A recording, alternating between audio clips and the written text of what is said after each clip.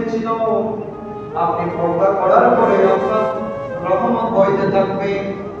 আল্লাহ বলতেছেন বলাও আন্নাহুম ইযলামু আনফুসাহুম জাউকা, ইয়া রাসূলুল্লাহ তাআলা নিজের আত্মার উপর নিজের শরীরের উপর বিচার করে জুলুম করে আপনি রাসূলের দরবারে আসবেন। আপনি রাসূল আমাকে বললে আমি আল্লাহ আপনার সেই উম্মতের গুনাহ মাফ করব একমাত্র আপনি রাসূলের কারণে। তাহলে বোঝা যায় রওজা মুবারকে আল্লাহ রাসূল হায়াতুন নবী রওজা মুবারকে আল্লাহ রাসূল জিন্দা রয়েছেন।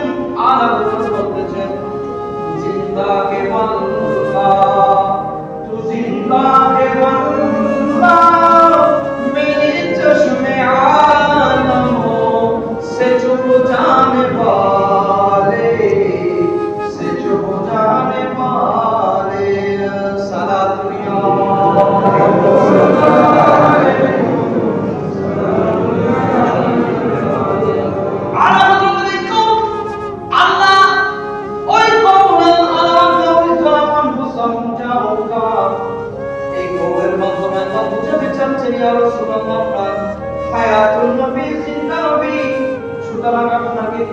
কষ্ট দেয়, আমি আল্লাহ এটা সহ্য করতে পারি না, আমি আল্লাহ সহ্য হয় না।